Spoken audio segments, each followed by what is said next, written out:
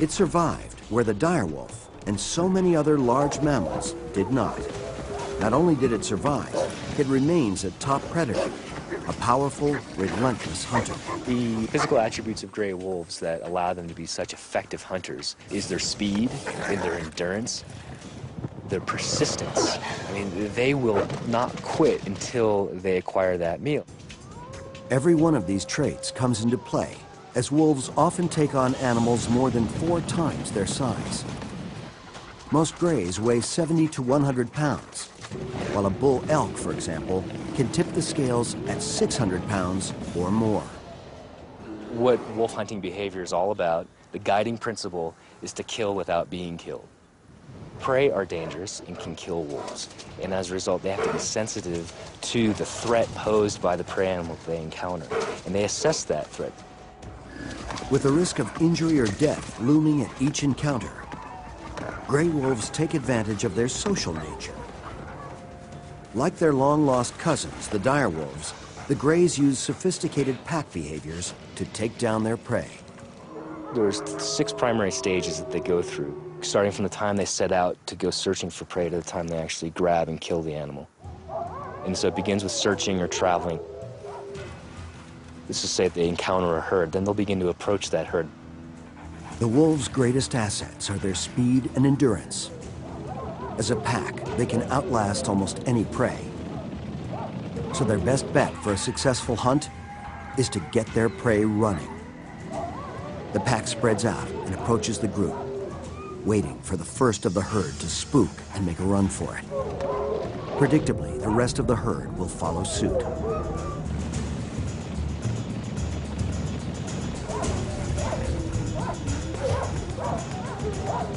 Elk tend to flee in multiple directions in groups, and so you have wolves going in multiple directions, looking through the herd for that vulnerable individual. This is when we can see the distinctive genius of the gray wolf. It has the uncanny knack to spot the one individual in a herd that is either injured, sick, or simply too old to outrun it. When the weak elk is spotted, the other wolves in the pack drop their search and join the pursuit of the vulnerable prey. So maybe you started with one wolf, now you've got a half a dozen wolves that are running after this elk. Each member of the pack uses its speed and stamina to keep the elk on the run. Relentless pursuit wears the creature down. Then, the wolves close in for their kill. At just the right moment, with the group close behind, the lead wolf attempts to grab hold of the prey. It tries to bring the elk down so the others in the pack can help with the kill. The key hardware that wolves have in their mouths are the canines. Those canines are critical to grabbing and keeping a hold of an animal. So other wolves allow other wolves to go in and bite. The wolf's canine teeth are pronounced and are designed to grab hold of prey. It's easier said than done. It can mean hanging on to a 600-pound elk as it thrashes about. Sometimes the elk is strong enough to frustrate the wolves' assault. But the determined pack rarely gives up. What they'll do is they'll rally, they'll socialize, they'll team up, they'll huddle up, and there'll be a period of excitement. You'll hear howling, like you hear just near where there's barking and excitement like that, and then they'll sort of get their courage back up again, and then they'll initiate another attack. Time and again, the pack will engage the herd, searching for another vulnerable elk until they make the final assault. The lead wolf's bite will penetrate the muscles of its prey. The wound will slow the animal down. Then, with his grip on the elk secured, the others join in. One animal grabs it and then another, and they all grab on. They're able to hold it in place. That allows another animal to take multiple bites out of it and start biting it and bleeding it and start to eat the animal. Surprisingly, these highly skilled hunters have a dismal success rate, about 1 in 10, which means they are often on the hunt for their next meal. As for the direwolf, its physical similarity to the gray wolf suggests it hunted and ate much like its cousin, with one big advantage. The more muscular features of a dire wolf may have provided them more killing power, an ability to physically overpower a prey animal in a way that modern-day wolves just cannot do. And in groups of 30 or more, their attack must have been much more menacing. I think there's nothing that's going to be more frightening to a prey species than to see well-organized, intelligent wolves in a large group moving at a high speed with a lot of endurance, coming straight after a target that's been specifically selected. Its powerful build and massive jaw and teeth indicate it feasted on the largest of prey, like the mammoth or bison. But it's hard to be certain, since the only evidence we have are bones. But recently, new techniques have been developed that can tell us what the dire wolf was eating some 12,000 years ago. It's called stable isotopic analysis and takes advantage of two quirks in nature. The first, due to the fact that most herbivores eat different diets of vegetation, and these different types of plants and environments have different isotopic signatures. These signatures are stored and can be detected in herbivore tissue, including bone. The second quirk is that when carnivores eat these prey animals, these signatures are transferred and trapped in the carnivore's bones.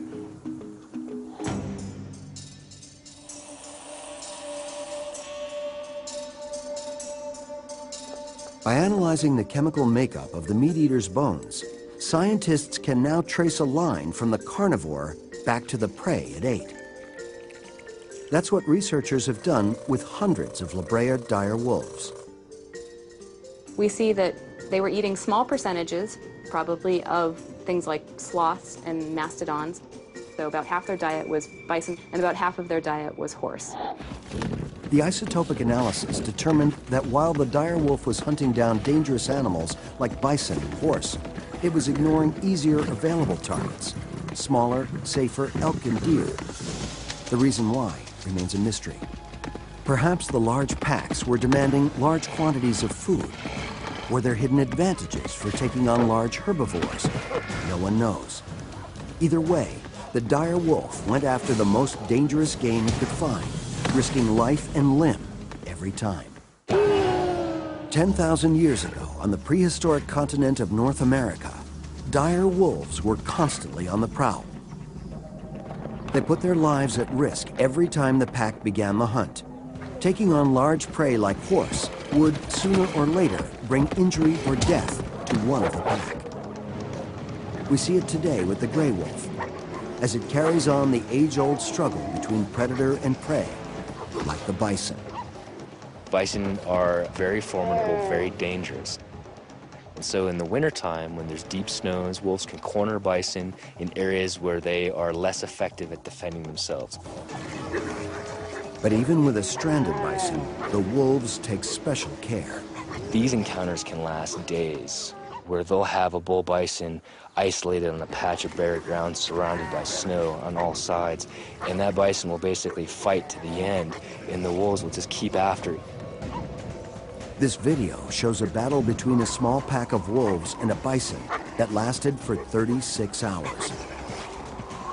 The wolves use their numbers to continually poke and prod, wearing down the giant beast. But the strength and surprising agility of the bison makes it a dangerous adversary. The incidence of injury, we think, is higher with wolves hunting bison. They'll often be kicked off. If the bison continues to wheel about, the bison will throw them into the air. Maybe the bison will hook him with his horns and toss them into the air. You see a lot more limping wolves than you do wolves that are hunting elk, and that's likely been sustained from some encounter with the bison. The bison desperately struggles to fend off the pack, but despite injuries to some of them, the tenacity of the wolves eventually pays off. The gray wolf faces this kind of danger every time it hunts for larger prey. It must have been much more perilous for the dire wolf, as it was taking on bigger, stronger animals that were living in larger herds. The dire wolves compensated by pursuing these herds with larger packs. This would have helped, but only to a point. Though the dire wolf ran in super packs, when the time came to attack, the lead wolf was on his own, literally putting his life on the line. The fossil record reflects the dangers the wolves faced every day. Scientists have found thousands of broken dire wolf bones, and each has a story to tell. With a little detective work, we can discover not only the hazards the wolves faced, but the intimate details of their life in the pack.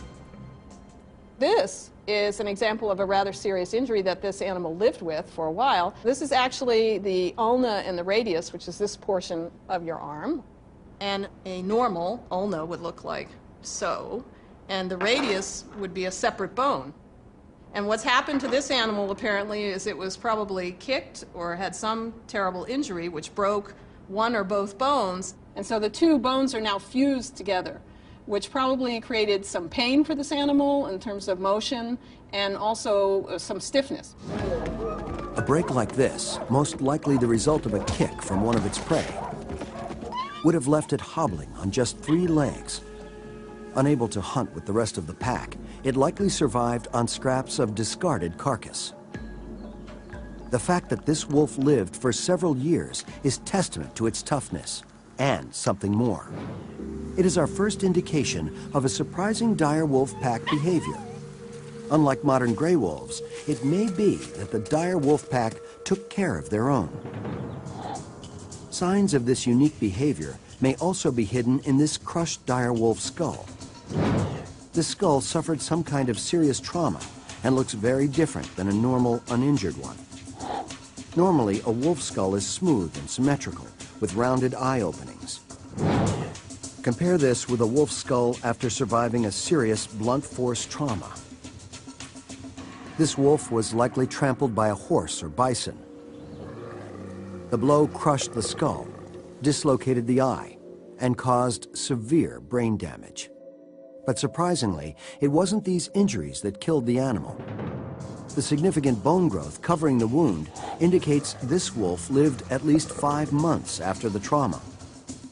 In addition, this skull, along with others suffering much more severe injuries, were found in the tar pits. This suggests the wolves died not from their wounds, but by falling into the tar as they hunted for food. The injuries, while not fatal, were too severe for this wolf to have survived on its own. For many experts, this is additional proof that not only did dire wolves live in packs, but they actually cared for one another. However, the scars on this same dire wolf skull show that pack life was not entirely cooperative.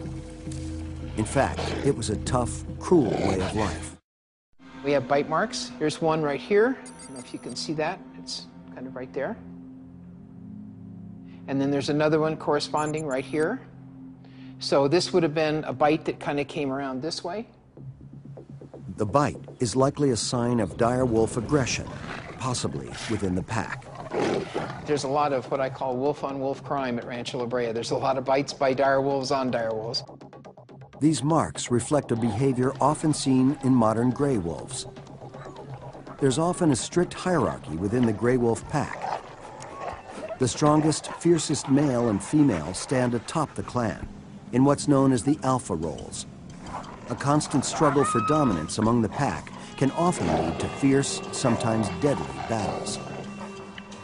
We can see it after a kill when wolves protect their position in the pecking order. Growling and biting are the simplest ways for a wolf to assert its dominance. This same behavior may be reflected here, hidden in the dire wolf bones. It may be evidence that not only was there violence amongst the ancient packs, but that their lives were not so different from the modern wolf.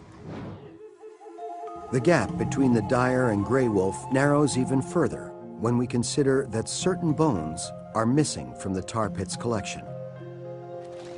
Researchers believe the dire wolves found in the area became trapped while hunting in large packs. If this is true, we would expect to find baby wolves hunting